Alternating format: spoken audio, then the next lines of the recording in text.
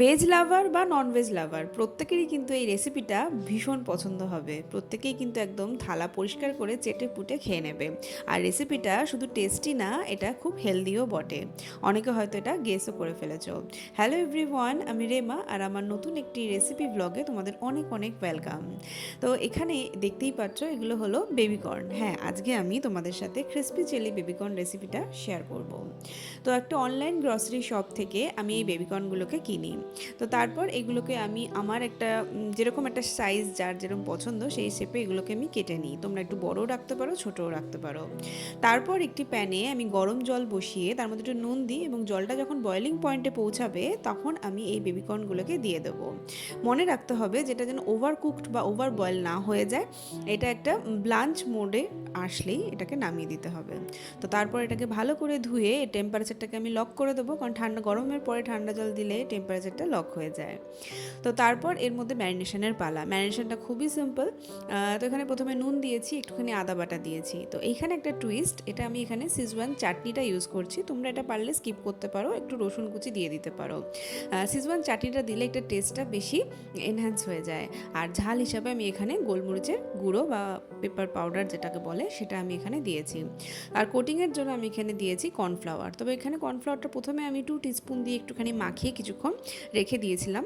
অন্যদিকে যেগুলো সবজিগুলো লাগবে সেই সবজিগুলো আমি কেটে নিয়েছি। এখানে গ্রিন চিলি, এখানে রসুন, এটা হলো গ্রিন অনিয়ন, এগুলোকে ফাইন চপ করে নিয়েছি। আর এইদিকে ক্যাপসিকাম আর পেঁয়াজ, এই দুটোই ছিল, এই দুটো আমি কেটে নিয়েছি। এইবার আমি এখানে কর্নফ্লাওয়ার আরও 2 টেবিল স্পুনের মতো ভালো করে দিয়ে একদম ড্রাই ড্রাই হয়ে গেছে। তারপর তেল গরম করে আমি একে একে এগুলো ছেড়ে দেবো। তো বলে রাখি, যেহেতু আমি এটা হেলদি টেস্টি বানানোর চেষ্টা করেছি আর আমরা যেহেতু রেগুলার খাবারে অয়েল ভীষণই কম খাই, তার জন্য আমি এখানে খুব কম অয়েলেই আমি এগুলোকে ভেজেছি। তবে এগুলো রেস্তোরাঁয় বা অনেকেই এগুলো বেশ ডুবো তেলে ভাজলে বেশি ভালো হয়তো টেস্টি হয়, কিন্তু কখনোই ওটা হেলদি হয় না। তাই এখানে আমি একদম 2 টেবিল স্পুন অয়েলেই পুরো রান্নাটা সেরে ফেলছি। তো প্রথম ব্যাচে কিছুটা ভেজে নিয়েছি, পরের ব্যাচে এগুলো আমি ধীরে ধীরে সব ভেজে নেব।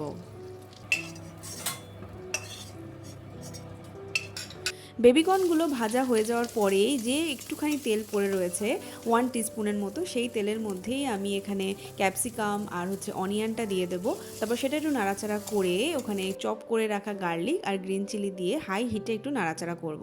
তো চলো এবার আমি সসগুলো বানিয়ে ফেলি। প্রথমে একটুখানি রেড চিলি সস, তারপর ছিল একটু টমেটো কেচাপ আর ডার্ক সোয়া সস, আর ছিল একটুখানি ভিনিগার, আর একটুখানি সামান্য ব্যালেন্স করার জন্য সুগার অ্যাড করেছিলাম। তো এই যে পেস্টটা বানিয়ে নিলাম, তো এটা সুবিধা হয়।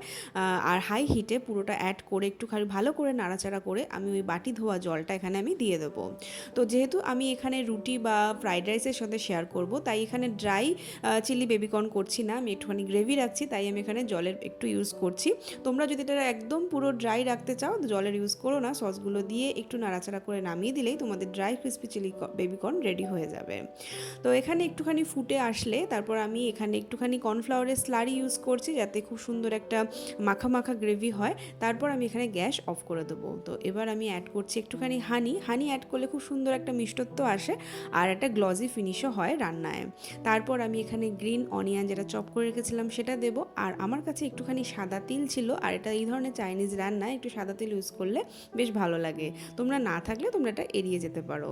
তো এখানে তো আমার ready healthy tasty crispy chilli baby corn, যেটা খেতে দারুণ হয়েছিল। এটা প্রথমবার আমি বানিয়েছিলাম। যদি ভালো লাগে পুরো রেসিপিটা শেয়ার করো, কমেন্ট করে জানিও আর লাইক করে দিও।